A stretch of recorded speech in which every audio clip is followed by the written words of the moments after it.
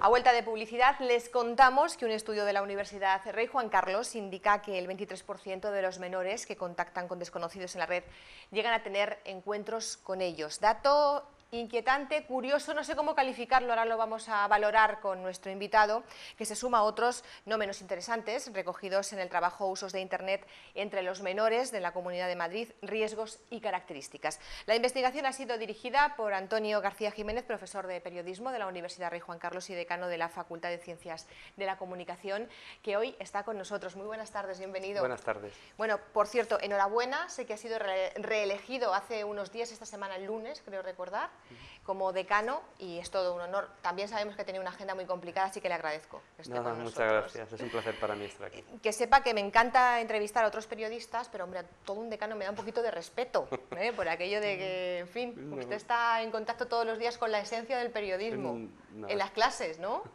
Estoy en contacto con muchos alumnos que tienen muchas esperanzas y muchas inquietudes, y estoy en contacto con profesores que desde mi punto de vista son los mejores de toda España, que dan clases en publicidad, en relaciones públicas, en comunicación audiovisual y en periodismo, y que día a día se dejan a la piel para hacer una muy buena facultad.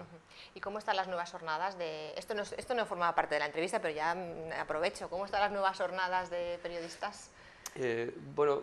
Siempre hay alguien que es crítico, pero para mí, desde mi punto de vista, son las mejores quintas que hay de alumnos que pueden salir en todo el Estado. Salen bien formados técnicamente, capacitados para poder realizar después con las necesarias prácticas una actividad profesional seria.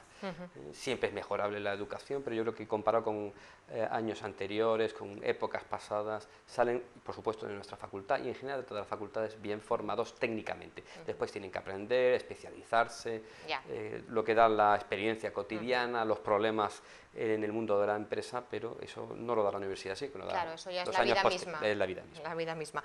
Bueno, decíamos que nuestro invitado viene hoy a hablar de este estudio Usos de Internet entre los menores de la Comunidad de Madrid. Muy interesante. Me gustaría que nos contara así a grandes rasgos en qué ha consistido este estudio. Bien, esta investigación que se realizó durante el año 2009 está financiada parcialmente por la Universidad Rey Juan Carlos y parcialmente también por la Comunidad Autónoma de Madrid. Esta investigación tenía como objetivo conocer los usos que se hace de Internet por parte de jóvenes menores de 12 a 17 años y también los riesgos a los que se enfrentaban potencialmente para después una mayor protección social y proyección social.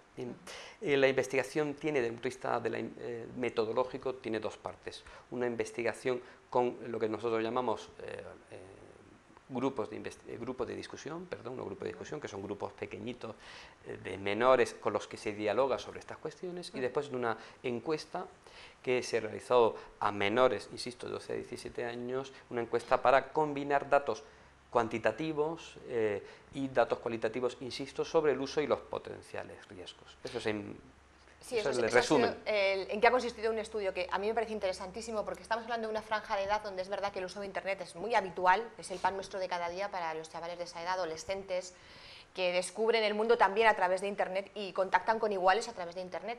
Y uno de los resultados más destacados o que más llama la atención, ya sabe cómo somos los medios, que nos fijamos también en lo más... Bueno, así debe ser. Así debe ser, ¿no? Dice que el 23% de los menores que contactan con desconocidos en la red luego han tenido encuentros con ellos. Y decía yo antes, yo no sé si esto es para que nos preocupemos un poco o para que, bueno, en fin, lo analicemos de alguna manera. Bueno, vamos a ver, me gustaría destacar dos cosas. En primer lugar, aunque nuestra investigación forma parte de un conjunto de investigaciones que hay en todo el mundo, que detecta la preocupación social real, tanto en los ámbitos educativos como en los ámbitos familiares, como en la familia, sobre la relación que se establece entre las tecnologías y los menores. O sea, que no es solamente nuestra investigación, hay bastantes otras que forman un corpus muy interesante sobre esta problemática. En segundo lugar, sí quiero destacar que no hay que tomarse al pie de la letra esas cifras. Lo que sí hay que ser consciente es que existe esa posibilidad y que un grupo, no mayoritario, pero sí un grupo de menores, pues entra en contacto con otras personas a través de las redes sociales, personas que a veces conoce, a veces no conoce. Fundamentalmente las redes sociales, Internet, a través de estos medios se construyen relaciones sociales, se está construyendo las nuevas amistades y tampoco hay que tener especial miedo, pero sí cuidado porque, como también puede pasar, también existe en la vida fuera de Internet citas ciegas, ¿no? Pues también puede pasar. Por lo tanto, hay que estar precavidos ante estas circunstancias. El 23% hay que tomárselo como una tendencia, que hay un grupo que sí ha tenido que sí, pero a veces van acompañados, a veces ven que hay alguien, se van, etcétera, etcétera. Claro, si aquí el riesgo, entre comillas, que puede haber es que esa otra persona, ese desconocido, pues bueno, pueda tener unas intenciones distintas a las de tomar un refresco y ser un amigo, ¿no? Porque todos conocemos casos de Internet, es verdad, donde, bueno, pues ha habido pues desde casos de abusos a menores hasta otro tipo de delincuencia en la red. Con esto no queremos asustar porque no quiere decir que esto sea lo único que pase en la red, y además la experiencia nos dice que la gran mayoría de los chavales lo utilizan de forma totalmente sana y normal. Hay diferencias entre las franjas de edades. A mí me preocupa más la franja de edad que va, en esta cuestión concreta, la franja de edad que entre los 12 a 15 años, que la franja de edad de los 16 a 15, 12, 13, 14 por un lado y 15 a 17 por otro. La forma de relacionarse es distinta, entonces el contacto, llegado el caso, con alguien desconocido, como es obvio, es más peligroso en la primera que en la segunda franja de edad. Además también, claro, usted está hablando, efectivamente, son dos franjas diferenciadas porque estamos hablando de dos edades con un proceso evolutivo y de desarrollo también psicológico muy diferente, pero es una edad en la que parece como que a mí no me va a pasar nada. O sea, ese sentimiento de impunidad que hemos tenido todos. Usted y yo todavía somos jóvenes, pero claro, ellos son muchos más de los que hablamos. Entonces, esa edad piensas como que eres impune y quizá ahí hacen que bajen un poco la guardia en Internet, ¿no?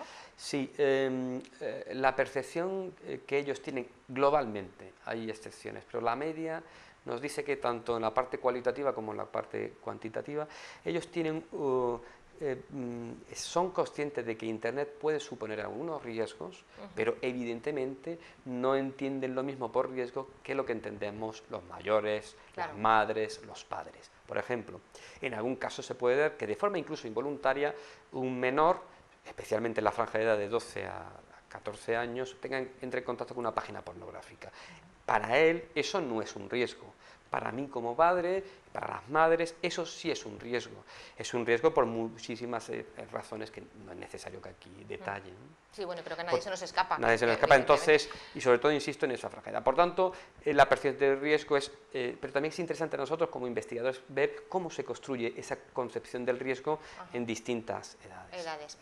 Otra cosa que me ha llamado la atención, dicen ustedes en este estudio que los niños parecen a veces utilizar Internet como sustituto ante las carencias afectivas que puedan tener con sus progenitores, con sus padres. No es exactamente así. Bueno, en primer lugar también... me gusta que me lo precise porque no es así entramos en materia. A ver, vamos a ver, bueno, primero quiero decir que aunque yo he dirigido la investigación, mando un recuerdo especial a la gente que ha trabajado conmigo, puesto que sin ellos, sinceramente, no sabría, a veces trabajando más que yo, no se habría llevado a cabo, todos los investigadores de la Universidad de Rey Juan Carlos y compañeros y amigos míos se ha llevado a cabo esta investigación. Y en segundo lugar, sí que tenemos que tener cuidado con cómo afrontamos este tipo de cuestiones, ¿no? La pregunta era, perdona porque se me ha ido un poco. Sí, le decía que yo por lo menos una de las conclusiones que me había parecido, que he leído en el informe, es que los niños parecen utilizar Internet como sustituto de carencias afectivas que tengan en perdón, casa. es que, y me decía, usted hay que precisarlo. No, sí, hay que precisarlo porque lo que hemos encontrado es una relación entre la percepción que tienen los menores sobre cómo se llevan, cuál es su trato cotidiano con los padres y su utilización en tiempo y en profundidad e incluso en alguna posible adicción. Esa es la relación. Si ellos percibían que su relación con los padres es buena, hemos visto que dedican un poquito menos de tiempo y tienen menor dependencia, sí que se va a hablar de dependencia, del uso de Internet. Mientras que si los menores, tanto niñas como niños, perciben que su relación con los padres no es como debiera ser, o que puede haber algún tipo de carencia, tampoco hemos entrado a limitarlo, ellos recurren en mayor, tanto en tiempo como en profundidad de uso, a Internet. Por tanto, no es que suplan Internet como carencia afectiva, sino que se establece esa relación. La naturaleza de esa relación puede ser muy variada y habría que utilizar otro tipo de técnicas para encontrarlo. Pero también es significativo ver esa relación y sobre eso deben trabajar los educadores. Los dos ámbitos, y ya me explayo un poco más si me permites, los dos ámbitos de trabajo que aquí, de relación con los menores e Internet, debe ser la familia, pero también el colegio. Y yo estoy convencido, lo sé, que tanto en las familias como en los colegios hay una preocupación, no creciente, sino absoluta, en casi todos por estos temas. Sí, además ahora que he mencionado y que estamos metiéndonos en el campo familia, Internet en este caso, digo, porque el estudio se puede analizar desde muchos puntos de vista, usted lo acaba de mencionar, pero no quería dejar yo aquí el punto de vista de los padres que puedan leer este estudio o que nos puedan estar viendo, porque, claro, a veces los padres ven al hijo, al adolescente sobre todo, que se mete mucho en internet, que chatea, que entra en la red social, y ven ese medio como una cierta barrera de comunicación con su hijo, porque yo he oído comentarios de, es que, oye, se mete en la habitación, se pone allí con el ordenador, es que se olvida, no puedes hablar con él, no tiene tiempo para ti, tal. Eso a veces puede llegar a convertirse en una barrera de comunicación, en las relaciones familiares, que no tiene por qué serlo. Bien, en primer lugar decir que, bueno, yo no soy un pedagogo, yo soy un comunicólogo que está estudiando esa interacción desde el punto de vista de la comunicación y relaciones de las tecnologías de la comunicación y franja, en este caso una franja de edad, con su propia casuística. Pero de los resultados que hemos traído, no solamente del nuestro, sino de toda la literatura que hay sobre el particular, sí que habría dos fórmulas de abordar, hay más, pero generalizando habría dos formas de afrontar este problema y además yo me voy a decantar por una de ellas. En primer lugar, habría la fórmula de control exhaustivo sobre los hijos. Continuamente qué estás viendo, cuánto tiempo estás metiendo, en qué andas metido, etcétera, etcétera. Hay una segunda que yo creo que, dada la cantidad y los flujos de información que hay, es la más oportuna y la más real, sinceramente, y es educar mediáticamente a los hijos, educar en las tecnologías y en los medios de comunicación. Los medios de comunicación se van a ir trasladando de un formato a otro, aunque tengamos ahora la TDT, se van a ir trasladando paulatinamente hacia el mundo de Internet, del ciberespacio.